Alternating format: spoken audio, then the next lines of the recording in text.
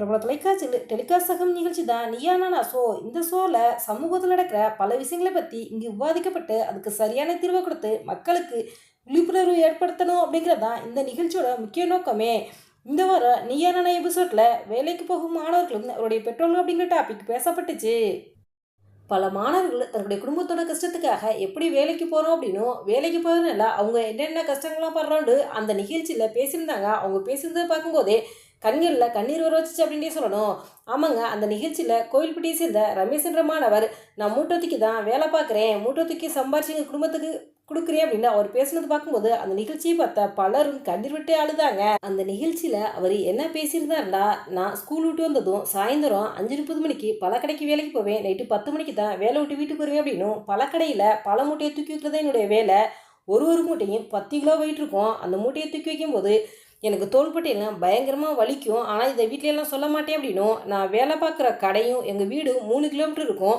நான் வேலைக்கு போயிட்டு எங்கள் வீட்டுக்கு நடந்தே தான் வருவேன். அப்படி நடந்து வரும்போதெல்லாம் எங்கள் வீட்டில் பெட் இல்லாமல் எங்கள் அம்மா தரையில் படுத்து தூங்குறாங்க. எங்கள் அம்மாவுக்கு ஒரு நல்ல பெட்டு வாங்கி கொடுக்கணும் அப்படின்னும், நல்ல வீடு கட்டி கொடுக்கணும் அப்படின்னும், நான் நல்லா படித்து வேலைக்கு போகணும் அப்படின்னும், நல்லா சம்பாதிச்சு எங்கள் அப்பாவுக்கு உதவியாக இருக்கணும் அப்படின்ட்டுலாம் நான் யோசிச்சுக்கிட்டே தான் இருப்பேன் அப்படின்னு அந்த நிகழ்ச்சியில் சதீஷ் அவர்கள் பேசியிருந்தார்.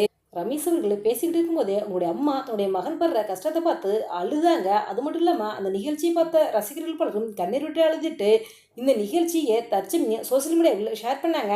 இந்த வீடியோவை பார்த்த இசையமைப்பாளர் தமன் அவர்கள் தான் அந்த பையனுக்கு உதவி செய்கிறதாக்குன்னு தன்னுடைய சமூக வலைதள பக்கங்களில் அந்த பையனுக்கு நான் ஒரு 2 வீலர் வாங்கி கொடுக்குறேன் அப்படின்னும், I want to help with a 2 wheeler which will make him reach his beloved mother fast as possible as his ஹை wants his mother to be happy and propose in life. Get me details guys, let's help this boy.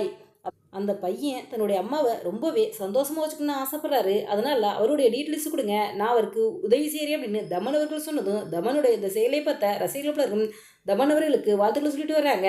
இந்த எபிசோடில் கோபிநாத் அவர்கள் அந்த பையனை பார்த்து, நீ என்னைக்காது வேலைக்கு போகாமல் படிக்கணும்னு ஆசைப்பட்டிருக்கே அப்படின்னு கேட்டார். அதுக்கு அந்த மாணவர், நான் ஆசைப்பட்டிருக்கேன் அப்படின்னு சொன்னார். அப்போ எதுக்காக வேலைக்கு போகிறேன் அப்படின்னு அந்த மாணவர்கிட்ட கேட்டதுக்கு அந்த மாணவர், எங்கள் அம்மாவுக்காக தான் நான் வேலைக்கு போகிறேன் அப்படின்னு சொன்னார். உடனே கோபிநாத் அவர்கள் அவங்க அம்மாவை பார்த்து, இந்த வயசில் இந்த பையன் வேலைக்கு போகணும் என்ன கட்டாயமா அப்படின்னு கேட்டதுக்கு அந்த மாணவன் அம்மா, அப்படியெல்லாம் ஒன்றும் கட்டாயம் இல்லை அப்படின்னு பதில் சொன்னாங்க. உடனே கோபிநாத் அவர்கள், இனிமேல் இந்த பையன் மூட்டையெல்லாம் சுமக்கக்கூடாது, புத்தக மூட்டை தான் சுமக்கணும் அப்படின்னு சொல்லியிருந்தாரு. கோபிநாத் அவர்கள் பேசியதை பார்த்தா ரசிகர்கள் பலரும் கோபிநாத்தை பாராட்டினாங்க. நீங்கள் நீயா நானா ஷோ பார்ப்பீங்களா? இந்த ஷோவில் இந்த மாணவர் பேசுனதை பற்றி நீங்கள் என்ன நினைக்கிறீங்க அப்படிங்கிற உங்களுடைய கருத்துக்களையும் எங்கள் கமெண்ட்ஸில் கமெண்ட் பண்ணுங்கள். இந்த வீடியோ உங்களுக்கு பிடிச்சிருந்தா லைக் பண்ணுங்கள், ஷேர் பண்ணுங்கள், கமெண்ட் பண்ணுங்கள். மறக்காமல் எங்கள் ரெட் ஆப்பில் 2 பாயிண்ட்ஸில் சப்ஸ்கிரைப் பண்ணுங்கள். தேங்க்ஸ் ஃபார் வாட்சிங்.